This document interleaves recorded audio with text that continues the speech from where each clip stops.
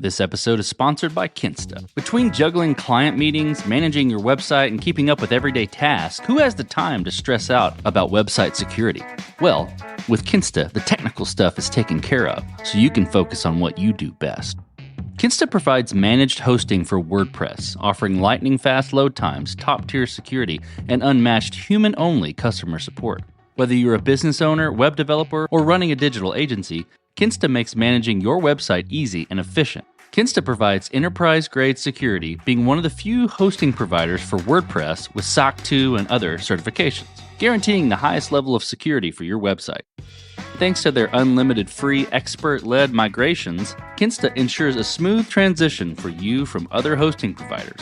Customers have reported 200% faster load times post-migration to their platform. What I find cool about Kinsta is their fast and reliable customer service and premium features that are included at no extra cost. Ready to experience Kinsta's hosting for yourself?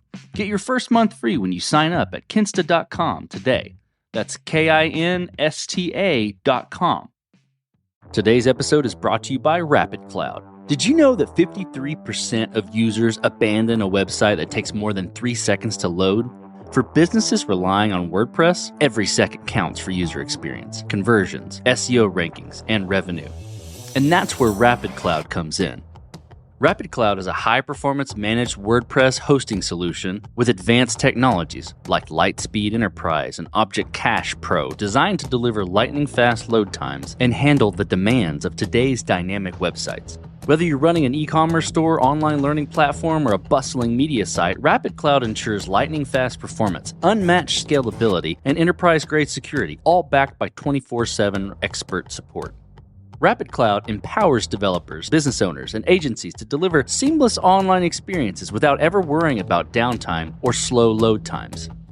Use the promo code CODESTORY to get up to 25% off on all annual plans and 10% off monthly subscriptions. Offer valid for 2 billing periods only. That's promo code CODESTORY, all one word.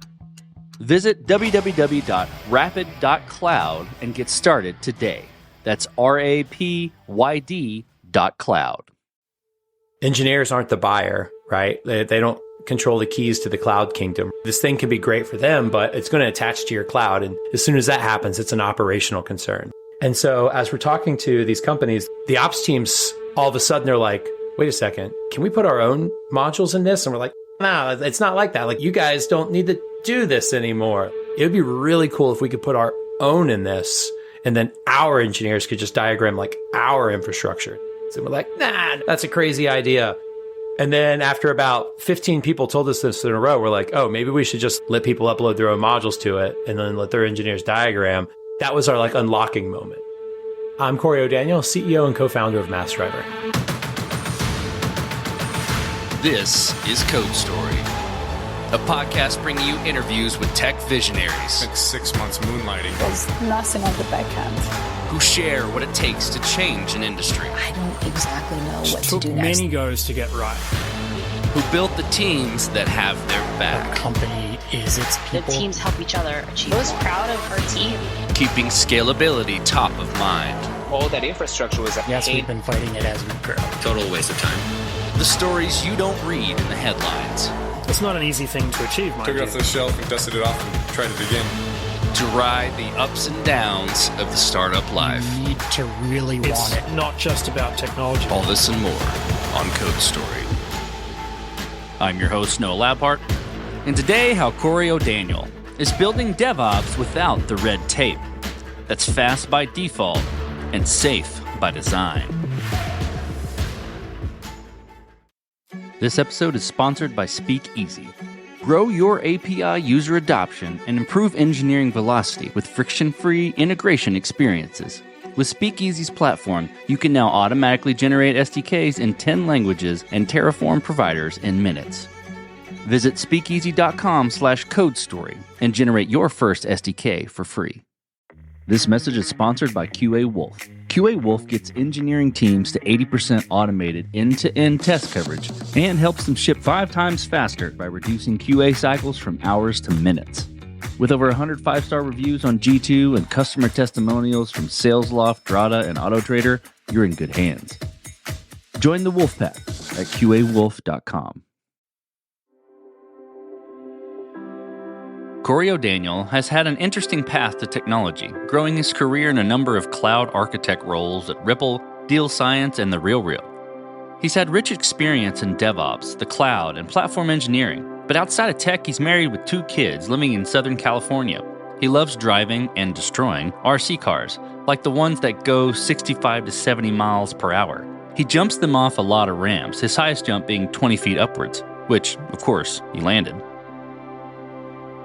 Cory noticed that there is a huge knowledge gap regarding the cloud, especially during his time doing professional services. He would leave a project post-completion and see a major gap in how the client understood what was built. He and his co-founders had the idea to build a product to allow platform engineers to diagram their infra and fuel developers' engineering process. This is the creation story of MassDriver. Why we built MassDriver is there's this huge knowledge gap. There's not a ton of engineers that have deep cloud experience, right? But everything we're building, we're putting in the cloud. I was working in professional services and I was just seeing this time and time again. It's like we'd go in, we work with these companies, we'd help them build stuff out, and there'd just be this massive knowledge gap when we left. It's like, how did the thing work, right? You're taking these companies where people have been working in data centers for years, and all of a sudden they're like a junior Terraform engineer, right? Different skill set, just different world versus racking servers and running cables and administrating Linux, right? There was this big lift that they had to do to even understand how these systems worked. When you start moving beyond just like automating your infrastructure and moving into things like self-service, that's where a lot of these companies fall apart, right? Like when you look at any cloud API, half of it has operational concerns and half of it has developer concerns. You look at something like a database, right? Ops cares about the zones and the replication and the backups, and devs care about, is it Postgres or MySQL? What version is it? What parameters are set on it that are hyper-tuned to like my workload? You have this like split concern of every single one of these APIs. And what's hard about it is you're always shifting more and more onto developers' plates as they start to adopt infrastructure automation. And so our idea was to essentially build a tool that would let your operations teams build the perfect platform for your developers using operational tooling. Operations teams don't have to learn anything new. Like they've got a ton of stuff on their plate as it is, but also developers that need this infrastructure don't have to learn the ops tools. Everybody's got too much stuff to do to be learning entire new tool sets all day long. With MassDriver, you just take your Terraform modules. We're one of the companies behind OpenTofu. You can take OpenTofu modules, Helm. You essentially build all of your practices like right into those modules around compliance, all of your company's non-negotiables. Publish it into our platform, and then developers just diagram the cloud architectures they need. So to them, it is a diagramming interface. They diagram, okay, I've got an application, some databases, and as they're diagramming the system, it's grabbing all those modules that your ops team has built and doing all the provisioning, compliance scanning, and et cetera behind the scenes. So developers don't have to learn enough Terraform to get themselves in trouble when a PR fails because they did something wrong, right? They just diagram and they're getting exactly what the operations team pre-approved for them to build. Tell me about the MVP of MassDriver, that first version of the product you built. How long did it take to build, and what sort of tools were you using to bring it to life? I worked for a company in like 2005, 2006, and we had a data center. I was the only developer at this company that had worked in a data center previously and was also a software developer. There was this little bookstore that was going to start selling these cloud computers, this company called Amazon. The lease on our colo is expiring in a couple of months. Amazon's doing this cloud thing. You're going to lead the migration. And I was like, none of the words you just said make any sense to me whatsoever. As a person that likes to automate, I'm very test driven. The first thing I did was like, if we're not going to have real physical machines, like I need to figure out how to automate this so we can reproduce stuff. And so I built this tool years ago that I open sourced, and that was like the root of MassDriver. So I open sourced it, ended up leaving the company a few years later, and I just tinkered on this thing over time. I never ended up pushing it back to Git because it was a different Git repo. Me and my co-founder Dave are just sitting around one day. We're working on a side project, and we got our first MVP built. And I'm like, "Do you want to do the DevOps bits?" We're both engineers with like tons of ops experience. I'm like, "Do you want to write the Terraform and set up all the cloud shit?" no, like, you do that. And I'm like, I don't want to do that. And we're sitting there looking at each other like, holy crap, like, this whole industry has this massive gap of experience in the cloud. We have two people that have a ton of experience in it, and neither of us want to do it because we want to do the interesting work of building the product. So I whip out what is or was MassDriver at the time, didn't even have a UI on it yet. And I show it to him and he's like, this is cooler than what we've built. Two people that know this stuff would rather be working on software than like rethinking about how to configure databases for the 400th time. If we can put a graphing layer on this to literally make it easy where anybody can manage cloud without that deep expertise, like we might have something. Neither of us were front-end engineers, to say the least, or engineers that could build like a nice graphing layer. So the very first version of MassDriver, I think Dave threw together the UI in a week or two. It was a sight to behold. It's funny, we were working together at the RealReal at the time with one of my best friends, Chris Hill, who's one of our other co-founders. And he's hardcore ops guy on the back end. Kubernetes networking is his thing. And so we're like, hey, like we need somebody else to join that's just got like deep experience on like the networking side and whatnot. And we show it to him and he's like, this is the dumbest idea I've ever seen. I would never use this. And I'm like, yeah, that's the point. Look at where we work. Look how many engineers you serve. There's 3 people on the ops team. There's 150 software developers. You write all the Terraform for them. Like you do all the stuff because they just don't have the time to learn it. As soon as he saw this is literally a tool that lets me like enforce the rules we need to without forcing everybody else to learn my tools, which just creates more work for me. So he was just like, I'm in. And so that was how we kicked it off. We quit our jobs almost immediately, lit an entire pile of cash on fire from our retirements trying to get this thing off the ground, and then stumbled backwards into YC. It was right around COVID hitting. We never even thought about applying to YC. Like it just, I've been remote for 15 years. So I'm like, I'm not moving to San Francisco and sleeping in a shack with 85 other dudes. Like that's just not my MO. One of my friends was like, oh, you should apply to YC. I'm like, yeah, we're not doing that. And then he's like, it's remote now. And I was like, oh. So we applied to YC a week late, like a week after the deadline, but they still accept applications. It's like December 28th and we get a call back. Like the batch is starting like January 9th or something like that. This is wild. And they're like, there's one spot left. So like we would go from, we don't care about this thing, it's not going to happen, to, we'll apply. It's still probably not going to happen, to there's one spot left. Like they call us, first off, like anxiety through the roof. And then they're like, one spot left. And now we're just like, this is we got to get this last spot.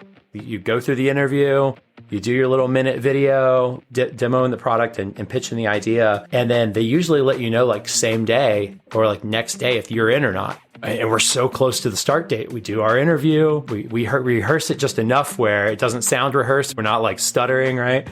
We do our interview and we don't get a call back. And we're like, whatever, we'll just continue burning our own money. And then about a day later, they reach out to us and they're like, hey, can we do your interview again? And we're like, what does that mean? Like now we're just like, there's one spot left. They want us to interview again. So we go back and we interview again and we're just like, okay, this is so weird. It's like deja vu 2 days later, interview again. And then that night they reach out to us and they're like, you guys are in if you want it. What ended up happening was there was one spot left, but the group leads that interviewed us liked us. They wanted us, but they had just accepted one of our competitors into the same group.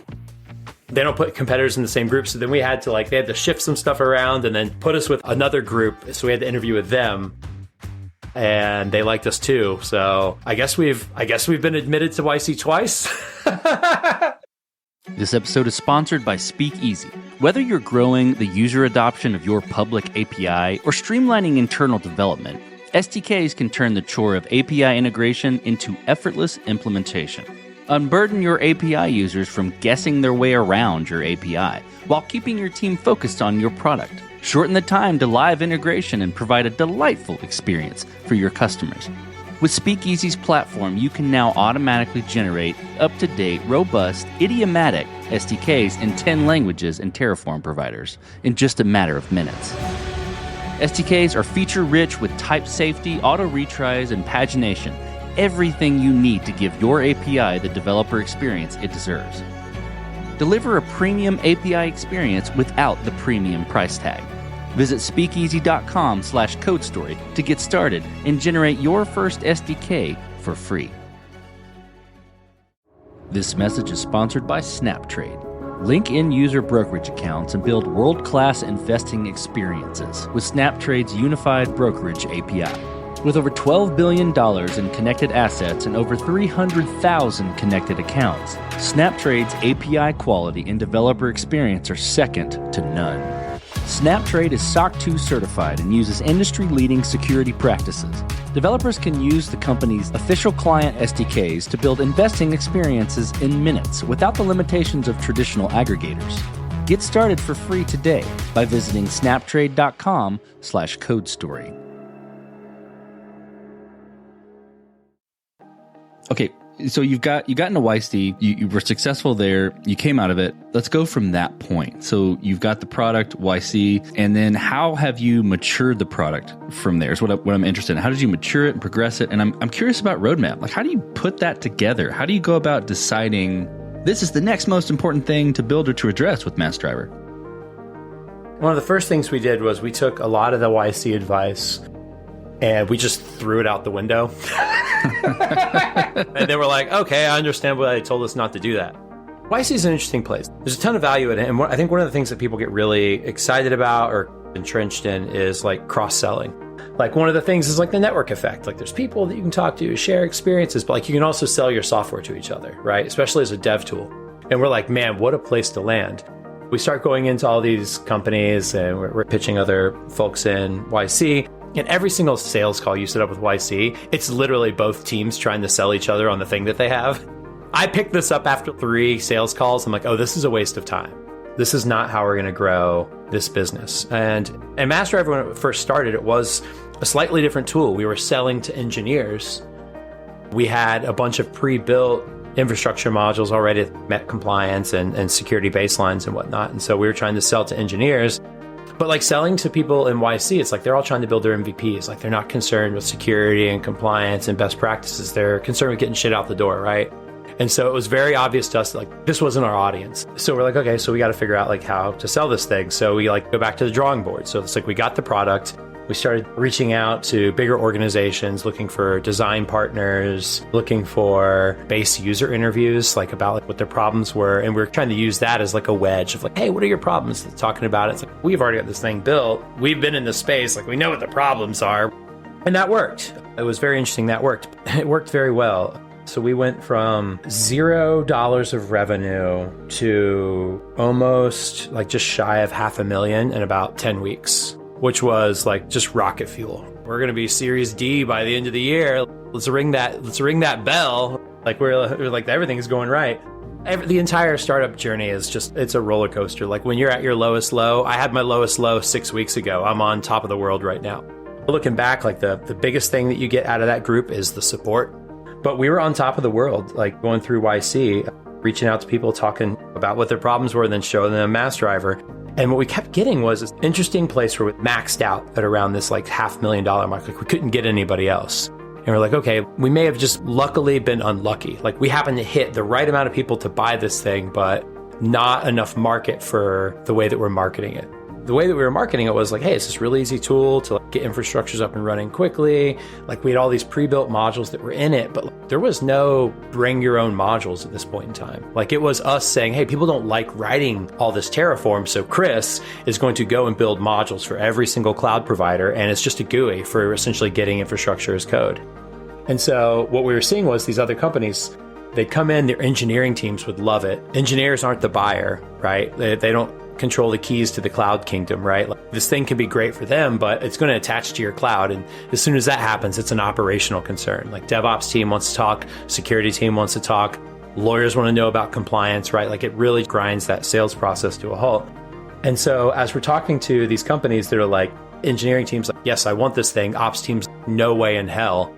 The ops teams, all of a sudden they're like, wait a second, can we put our own modules in this? And we're like, no, it's not like that. Like, you guys don't need to do this anymore. Like, we got all the modules in here. And they're like, it would be really cool if we could put our own in this. And then our engineers could just diagram like our infrastructure instead of like using all these pre-built ones. And we're like, nah, that's a crazy idea. And then after about 15 people told us this in a row, we're like, oh, maybe we should just let people upload their own modules to it and then let their engineers diagram. That was our like unlocking moment. So like we literally had this shift. We're selling this to engineers as an alternative to Heroku, where they can get like all these other services that they need in the cloud, and it's running in your cloud and you're using your cloud credits. This is a tool for operations teams to cut the red tape around DevOps and infrastructure requests. That was when we started to really see interest from the people that could actually buy this in bigger organizations. Came out of YC, like we had that 400 and something K that we sold in 10 weeks, and it was great. Like we did our YC pitch, 1 minute long. I get off the stage, so I'm gonna throw air quotes on that because it was all virtual. And within about 5 minutes, we had, I think it was 175 VCs reach out to us, which was interesting because before YC, I had 120 something VCs tell me to get bent and that my idea sucked. No way in hell, dude. Get out of here. And now all these people are coming back and they're like, oh, so that's like the next part of the journey though, is like, okay, now I've got people that like, I told them the story, I told them the problem, they didn't buy it, and now there's money, and now they'll believe anything where there's some green. That's also not the relationship I want. I understand VC is hard, like you can't just invest in something because you love the idea, you got to invest in it because it's a good business, but I was put off by it. We went on this hunt of trying to find the right VC for us out of this pool of about a bajillion people that reached out to us. And what I ended up finding was I found this guy who runs a fund called 1984, and he had been in our shoes before, like he had been in our space. He had been an operations engineer. And so it was like actually talking to somebody that like got it was really exciting. I think the serendipitous moment with that was my calendar was just so crazy at the time. Between sales calls and like VC meetings, they were bringing in one other company, uncorrelated, also an operator who'd been in the space. He's been in the space a long time. He was on my calendar, and it was so late in the day that for some reason I thought he was a sales call. I didn't realize he was a VC until like he joined on Google Meet. I do all my pitches in the morning when I have energy. I'm like looking at my keyboard and I'm like, I realize what I've done. I'm like, I've just messed this up. So I look up at him. I'm like, look, man, it's been a long day. I've talked to a lot of VCs. I've been on a lot of sales calls. I thought you were a potential customer. I'm just not in the mindset to do a pitch right now. But if you want, I was like, I'll go through my sales demo with you. And he's like, yeah, I want to see that. But again, like he was an operator, right? And so I give him the sales pitch. And then Rami from 1984 emails me like an hour later, and we're both in. I'm curious about team. Like, how do you go about building your team? How did you go about building your team? And what do you look for in those people to indicate that they're the winning horses to join you? We're 7 people. It was really funny. We were a sponsor at reInvent this year, and I met one of the folks from GitPod. So they were over checking out our booth, and we're just talking on the side. And it was one of the guys that worked on that recent like Kubernetes change that they had. He goes, oh, he's like, how big is your company? And I'm like, oh, it's just 7 of us, including the sales guy. You've built all of this with just 6 people? That is insane. What's even more insane is we actually have a professional services arm that goes along with MassDriver, and the whole thing is just 6 people. I wrote an article a few years ago called DevOps is Bullshit, and it made a lot of people mad, but we embrace a ton of DevOps principles here. I think a lot of the industry has bastardized the idea, but we lean into automation everywhere.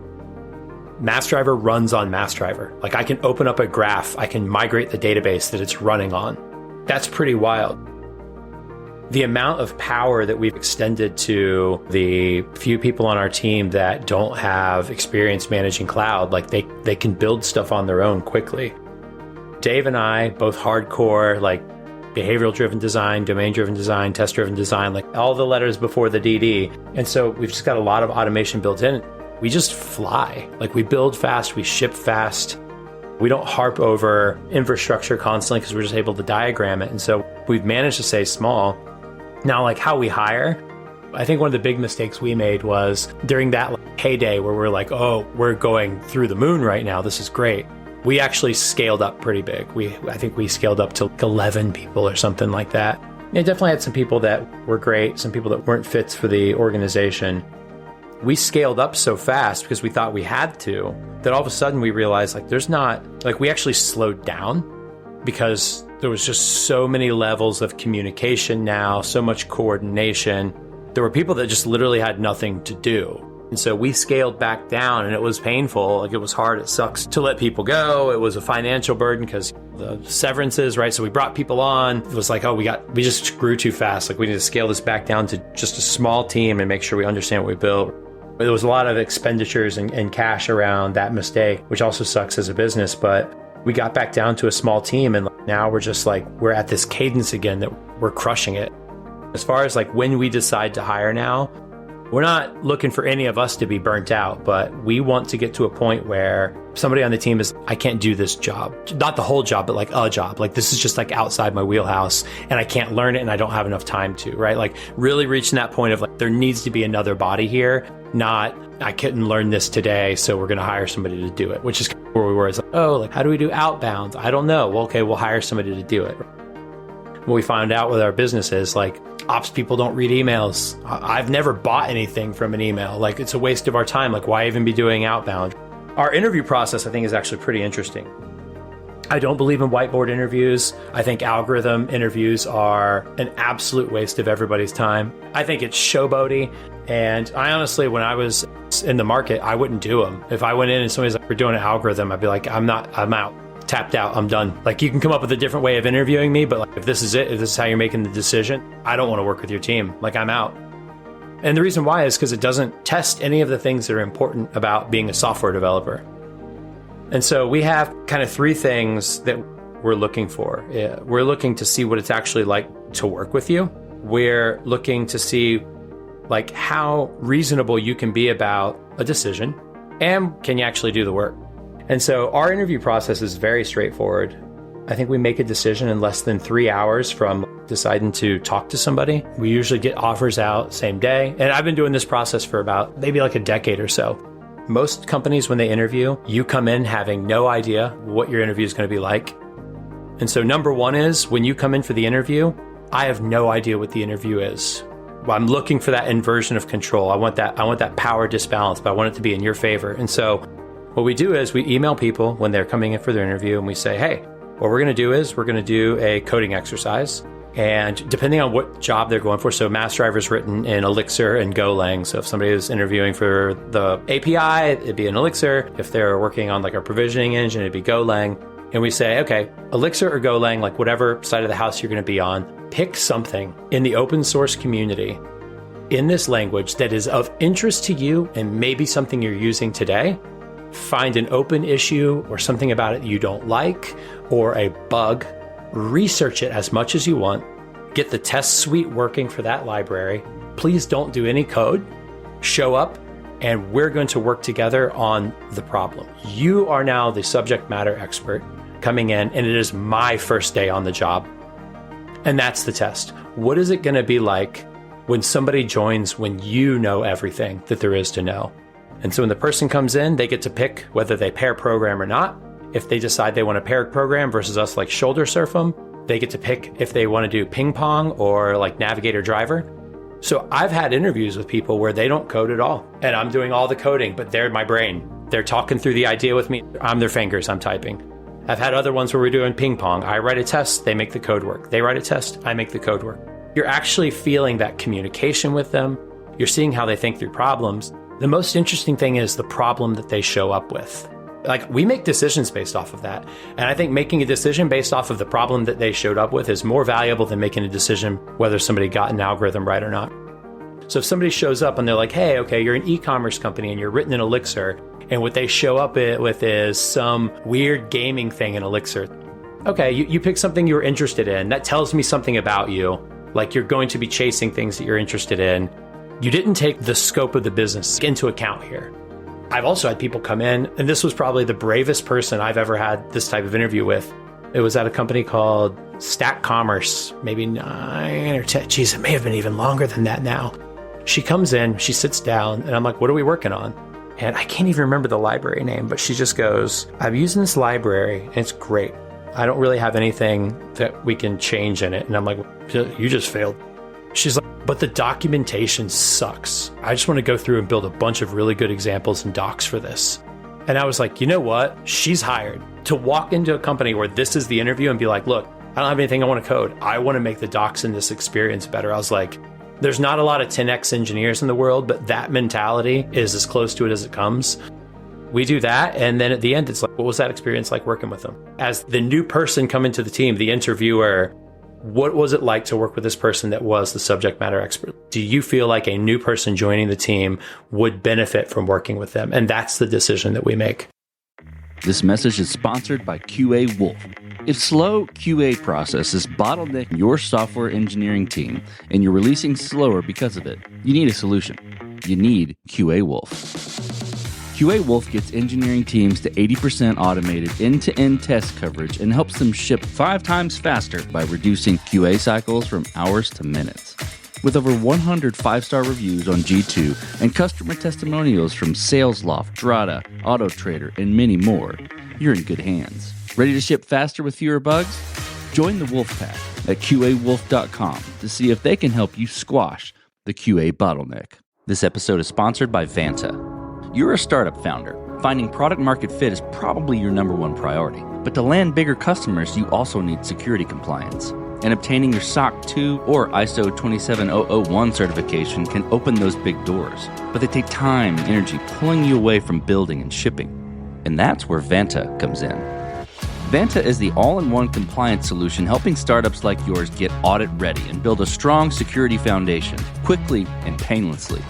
How, you ask? Vanta automates the manual security tasks that slow you down, helping you streamline your audit. And the platform connects you with trusted experts to build your program, auditors to get you through audits quickly, and a marketplace for essentials like pen testing. So whether you're closing your first deal or gearing up for growth, Vanta makes compliance easy.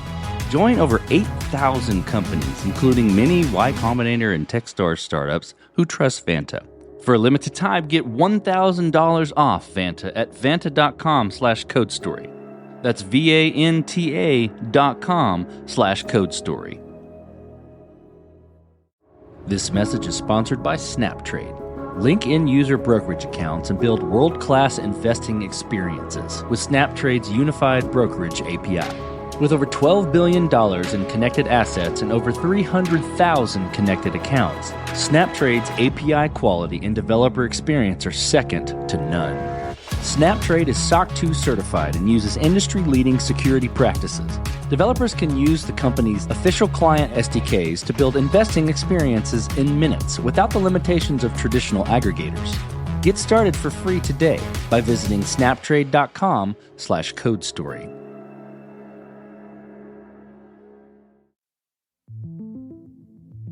Okay, let's flip to scalability, and I'm certain, given all of your history, you have scalability knowledge for days. So I'm curious if there are any interesting areas where you've had to fight scalability.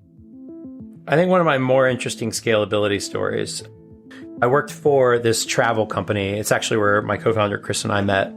The way the product worked was it was this, I don't want to say search engine, it's not quite the right word.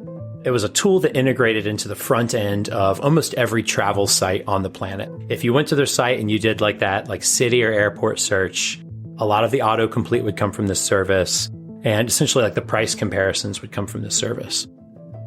We're literally like writing billions of records to our database a month. Our Postgres database, a single instance, man, that thing ran so well. Postgres, baby. Our software was actually interesting. So it was a snippet that you would toss into these travel sites. And we had a white glove team that would do all the integrations and all the customization for the company. And the reason why is at these bigger scale companies where their homepage is like where they make their money, it just takes them forever to make changes. And if you're a third party vendor, getting them to change something can take months. And so the decision of the business was like, we'll get them to put the snippet in as a part of like the sales process and integrating with them. And then we'll just have a team do all the coding so that we can get stuff through. Somebody on our team broke the homepage of one of the big ones. And we had a financial SLA, and the CEO of that company called our CEO and was like, hey, this can't happen again. He turns around to the ops team and he's like, how do we make sure this doesn't happen again? Which is like me, Chris, and one other guy. And I was like, what do you mean by never? Never's a lot of nines. What do you mean by never? It's like, because each one of those nines costs a lot more money.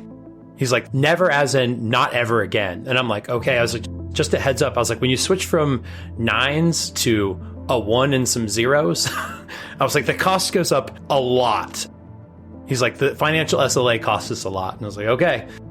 We went and we built this system for essentially tracking like real-time interactions on these sites to essentially assert whether or not a release of ours is breaking something in production systems of other people's. This requires a lot of interacting with the web page, like figuring out what's going on, and then sending all this data back, going through some machine learning pipelines. I don't think we used the word AI back then to detect anomalies. And so we're effectively looking at everything that was happening in the browser around our module. And so it's looking at, okay, what JavaScript errors are dumping. Since our newest version of our module was put in, were more errors produced? Are we producing these errors, or is it coming from something else? It's other people's web pages, so the console logs are insane. Sometimes the issue isn't throwing errors. Sometimes it's moving a button off the page and you can't click on it anymore. And so we're measuring like interactions on the page, like all this telemetry data around like how users are interacting with these arbitrary web pages and sending it back to us. And so we're writing like something crazy, like a few hundred gigs an hour of data that we're writing, and then running these anomaly detection things in the back end to detect, did we break something that we just shipped? And it's hard because there's different media queries, different browser sizes, different browsers, different browser versions. There's so much stuff that can go wrong in a browser, especially when it's not your website. About a month or two later, we end up rolling it out to the entire network of companies. And when we built this, we thought it was just going to be on this one company, right? Because they're huge. But then it was like, hey, like everybody wants this little support pack thing. Let that on. And so all of a sudden it got really expensive, like really expensive. And so the blog post is about cutting our API gateway costs because it was all built on Lambda. And so the API gateway cost alone, no storage, no Lambdas, no events, was $32,000 a month. And it was funny because when we built the thing, we're like, oh, sweet, this will all fit in the free tier. But we didn't realize that they were going to roll it out to like the whole network. And so then all of a sudden we had a cost problem. And it was funny because we all of a sudden it went from, well, by never, I didn't mean never. You got to look at your systems. Like you got to think about like how much the thing's going to cost. If the service costs $5 million to run, then it only makes us $2 million a year. Like that service is worthless, right?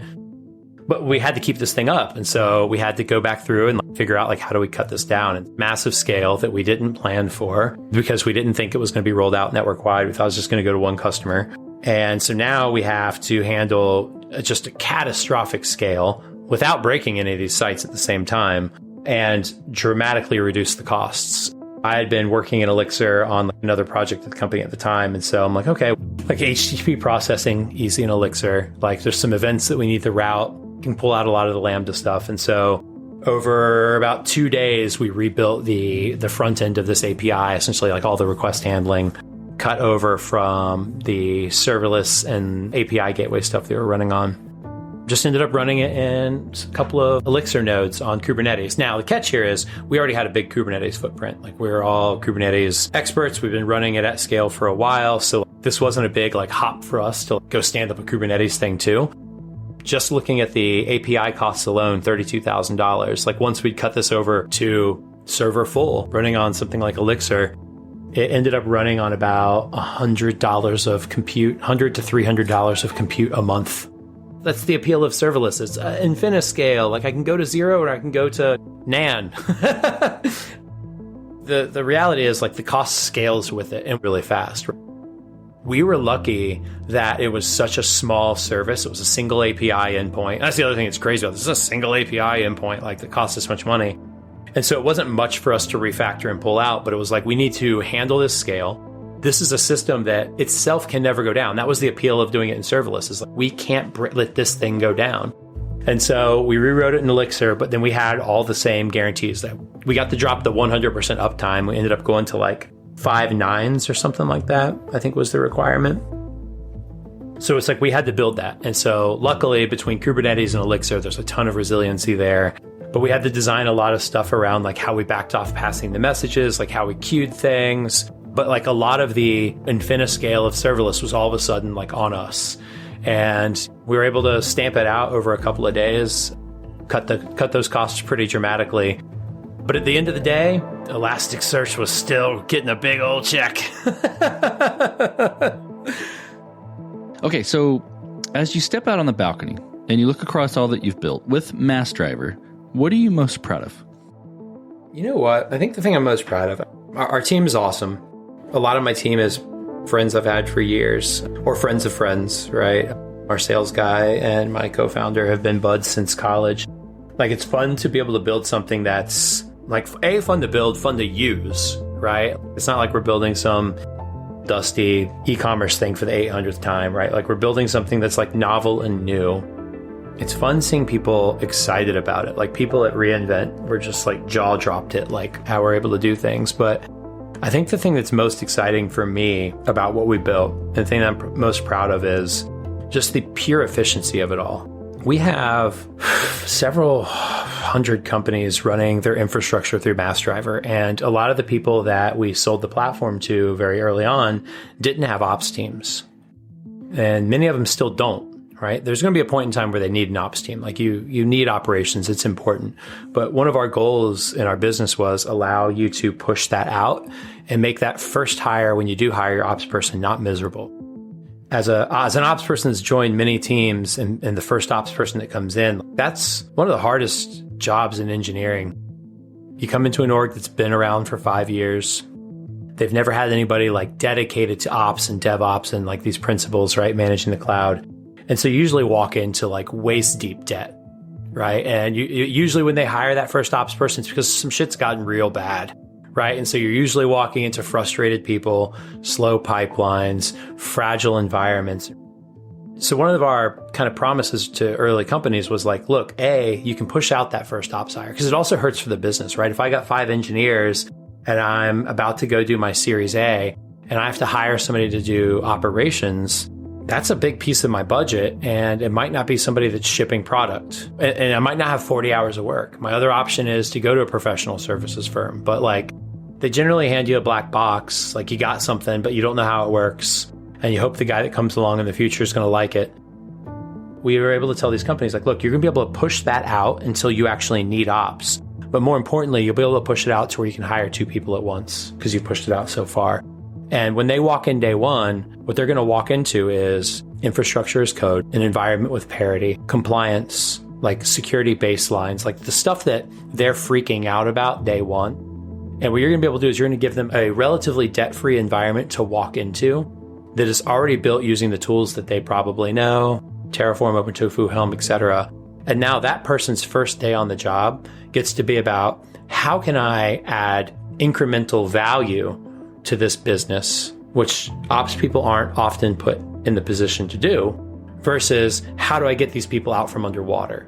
That is just such an awesome experience. And what's been wild about it is some of our customers, our first customer just re-signed for their 3rd or 4th year in a row, and they still haven't hired an ops engineer. Our first big customer just signed for their 3rd year in a row. They had 2 ops people when they joined MassDriver.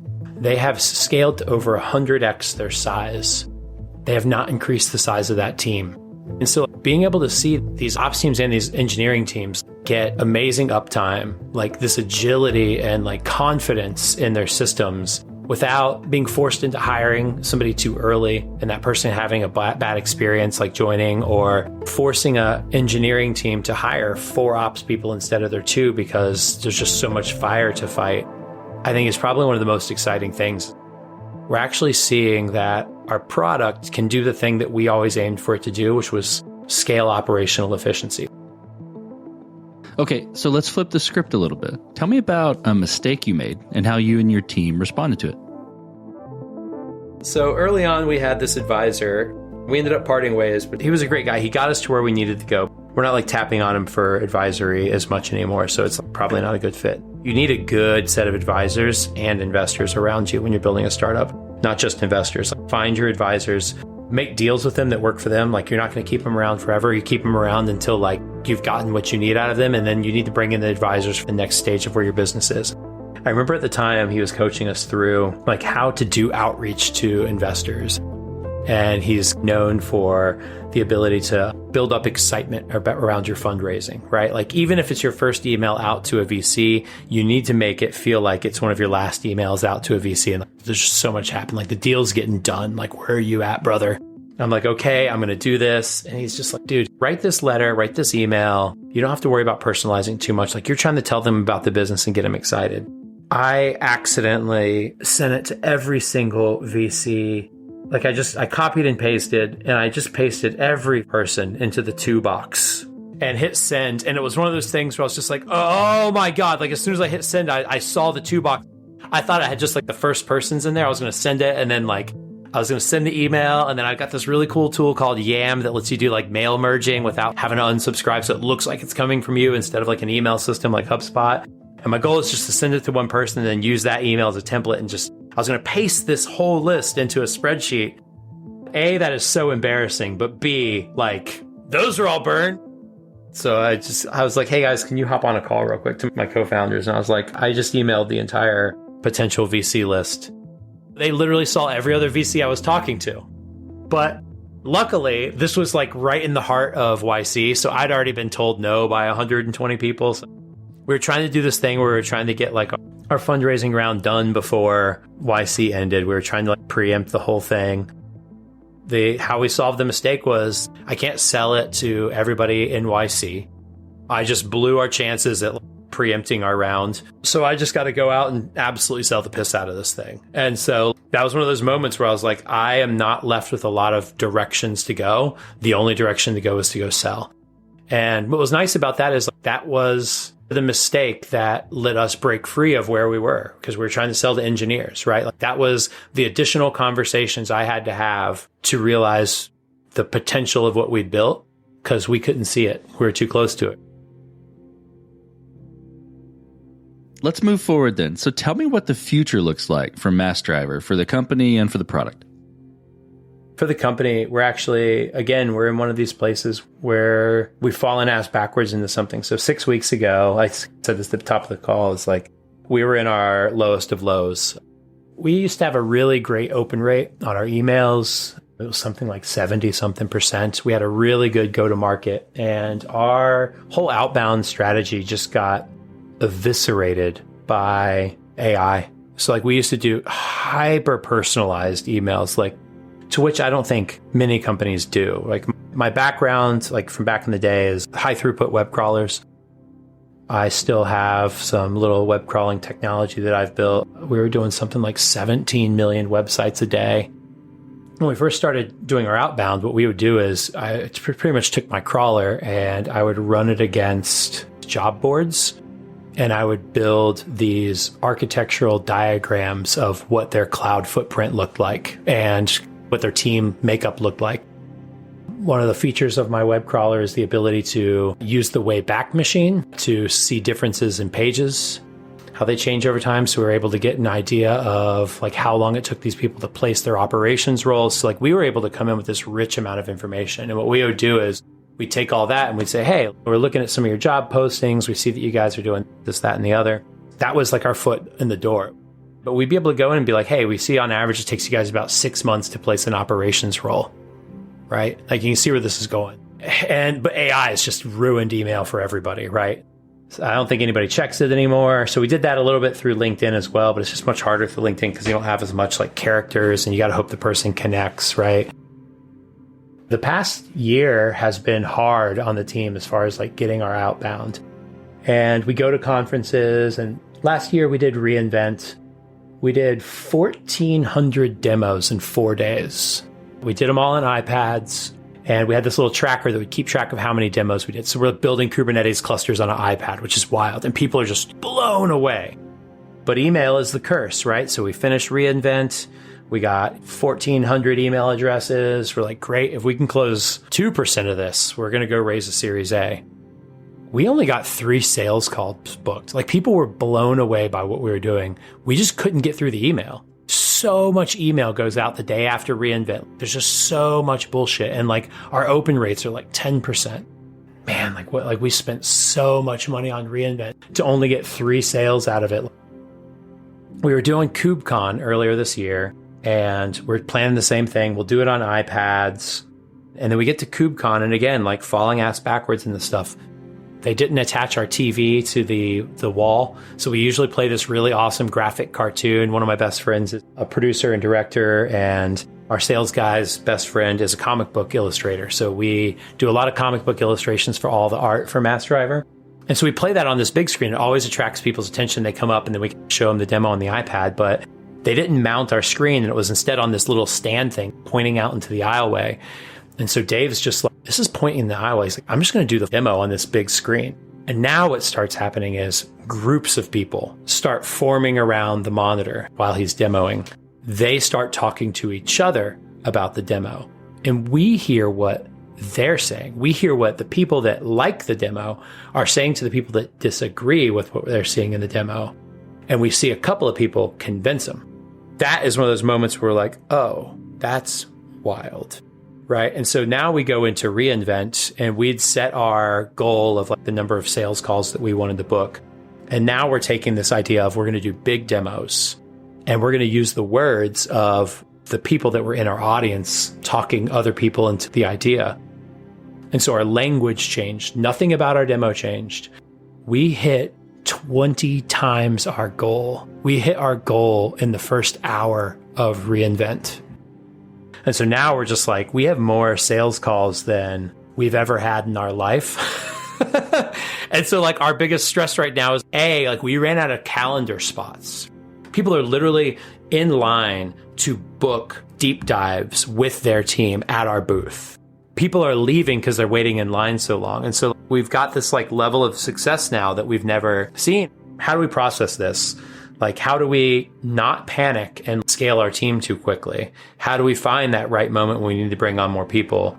That's the big thing. So like we were planning on doing like KubeCon EU in April, and now we've scratched it. We were planning on starting our Series A in January, and now we've scratched it. And so the next 3 months, we're like, okay, let's literally just focus on this massive batch of inbound that we've had and see what kind of business we have at the end of March before we go raise a round and before we do any more conferences. So it's wild. It's freeing. It's a curse at the same time. It's going to be hard. It's going to be a stressful couple of months. It's not that rocket hockey stick up and to the right in sales yet, but it is absolutely a hockey stick in inbound interest and like people that are already like sales qualified leads already for us.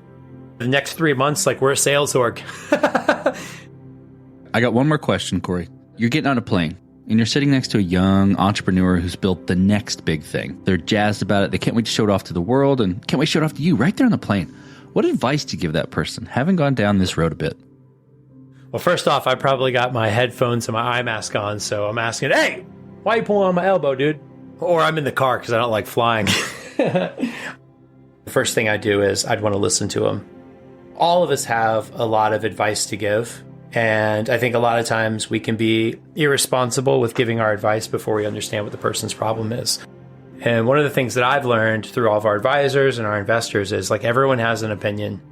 None of those opinions matter until you realize what you did was wrong.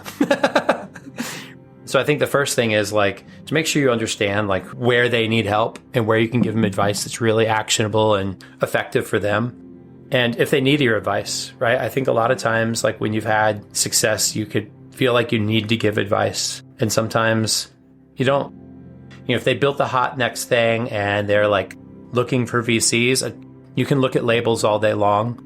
You can look at the logos, but what I'd be looking at is the people in those investment firms and finding that person that has the closest profile to you or your customer and talking to them. I think you're going to have a much easier pitch. You're going to have more interesting conversation because they understand your space. And you'll hopefully end up with a partner there that can really help and not just throw money at stuff. Like money is great, but you're inevitably going to be underwater at some point in time in a place where money is not going to get you above water. And that's where that partnership comes in. And I'd say also, like when looking at your VCs, make sure they're not full of shit. We have some VCs that I tried to reach out to. They said, oh, we help with go-to-market. We do all this great stuff. And then like after you get their money, you don't hear from them again. And that's fine. Like you're going to have some of those. What you want to make sure is you don't have all of those. You really want to make sure that you have somebody on that cap table that can do more than just hand you cash, because there's going to be so many places where you don't know what to do. So I think that's it. It's just like be really careful about who you choose for your partner and realize they got a lot of capital to spend. They also have a lot of capital to raise. They want to have good relationships. If you've got the hot new thing, everybody's going to be throwing money at you. And that's a problem in and of itself. is trying to pick that right money, right? And if you look at a logo and you go, oh, and I'm not saying Sequoia is bad. I'm just saying it's like the one that everybody recognizes, right? If you're looking at it and you're saying, oh, they want to give me money, make sure that the partner you're going to get is like the right partner for you. Or if you're just like, hey, I want that, and the partner's not the right one, make sure whoever isn't your lead is like your go-to. Like they can help you out. And all of that is fantastic advice. Well, Cory, thank you for being on the show today. Thank you for telling the creation story of Mass Driver. Yeah, thanks so much for having me. And this concludes another chapter of Code Story.